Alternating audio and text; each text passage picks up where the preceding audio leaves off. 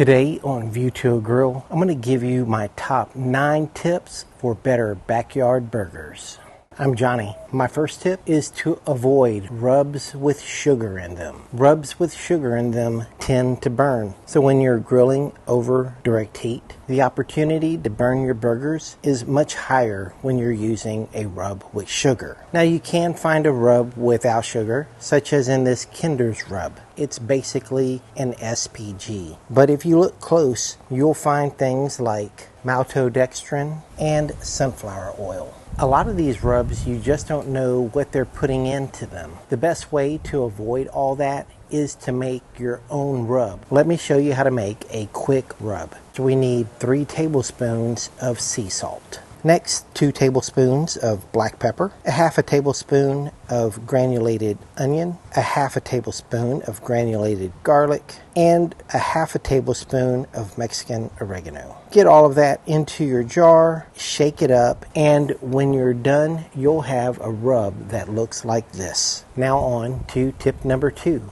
And that is to use an 80-20 meat to fat ratio. The fat in that ratio is what's going to keep your hamburgers juicy even when you cook them to a high temperature. Also, when you use a ground beef with a higher content of fat, it's easier to flare up your grill. An 80-20 ratio will make it easier to control those flare-ups. Now let's move on to tip number 3. That is to loosely pack your hamburger patties. Most of the time I weigh my hamburger patties to get the same amount of meat in each patty. Sometimes I'll just kind of eyeball how big to make my patties. Here I have 2 packages of 1 pound ground beef. I'll just use my bench scraper to mark off what looks like 3 even thirds. As you see here, one side is lower than the other side. So I do take that into consideration when portioning. Now I can just cut through the ground beef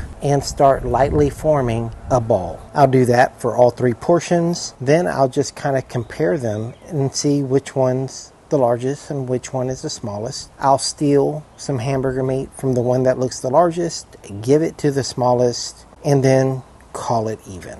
Now that I have that done, I can then start forming my patties. And all I'll do is use the palm of my hands, one as a base and one as the patter, and pat and turn to form a patty. And as I'm turning the patty, I'll use my thumb to form the edges. And before you know it, you'll have a nice looking patty. You can see that it's loosely packed because there are cracks in the patty. This will help the patty maintain its shape when cooking. Now we can move on to tip number 4, which is to use a variety of cheeses. And today, here's my variety. We have some yellow American cheese, some pepper jack cheese, and I love Munster cheese. And we also have this 3-pepper Colby Jack cheese, which is a little hotter than you might think. When you take these off the grill, you're going to have this beautiful, dramatic tray of burgers that everyone is going to envy you for. Now, if you didn't know, I have an Instagram page.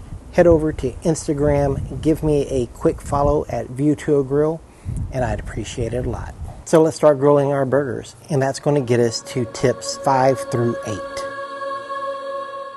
Tip 5 is to use 2-zone grilling. I'm using a slow and sear. I have it set up so that the right side is the hot side or the direct side, and the left side is the cool side or the indirect side. Our burgers are ready. So let's get them onto the Weber kettle. I have my fire and my slow and sear, and we're just going to close this grill and let it preheat while we season our patties with the all-purpose rub we made earlier. Which brings us to tip number 6, and that is to start the burger on the indirect side of the grill. Now this is part of that controlling your flare-up. And if I start these on the indirect side, the fat is going to start rendering on the indirect side, not over the direct heat, which is going to help us reduce our flare-ups because less fat will be going into the fire. Tip number 7, use an instant read thermometer.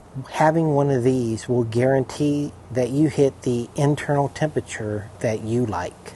Tip number 8, and that is to grill in batches. So here I have 6 patties, and I'm just going to grill 3 at a time. Having only 3 over the direct heat means less fat drippings into the fire, which means that you will control your flare-ups better.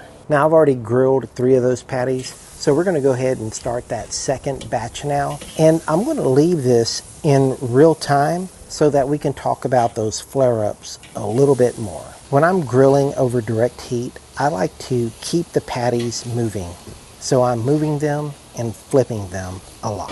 This helps prevent a lot of the drippings accumulating on the top of the patty so that when you flip it, not a lot of fat at one time is going into your flames, which helps you control your flare up. Now I know you've noticed and you see a lot of white smoke coming from the patties. So let's talk about that white smoke. The white smoke is not soot.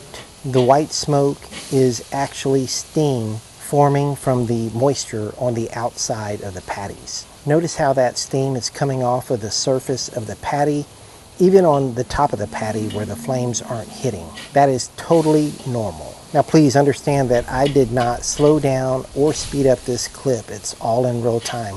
So I'll continue moving and flipping these patties, and what I'm doing is looking for some visual cues.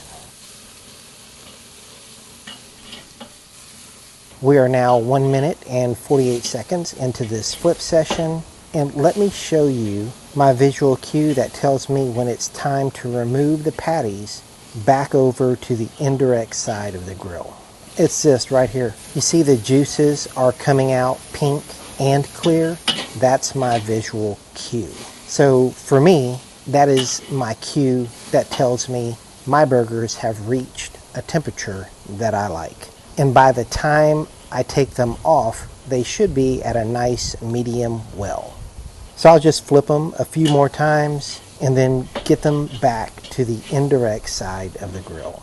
Okay, we're going to leave those over there and the lid open. I've already got my cheese out of their packages and ready to put on the burgers because I want them all on at the same time. So let's get our cheese on. Once we have our cheese on, we're going to close the lid. And don't go away because this is only going to take 1 minute. Look at there. 1 minute later, open the lid. All of our cheese is melted. And then here we are at our last tip. That is tip number 9, toast your buns. Absolutely love these St. Pierre brioche buns. They are buttery delicious. Now when you're toasting your buns, this doesn't take long at all. It only takes about 10 seconds per bun. That's why I'm only doing 2 at a time. Because if I did 4 at a time, I'd burn half of them. Our buns are toasted. Our burgers have been resting for literally only about 2 minutes. And look at them. Beautiful. And that's it. Those are my top 9 tips for better backyard burgers. Now, you top them any way you want. That can be a whole nother video. Now, if you haven't already subscribed to View to a Grill, I recommend you do it right now. Thank you for watching. I'll see you guys next time. Take care, y'all.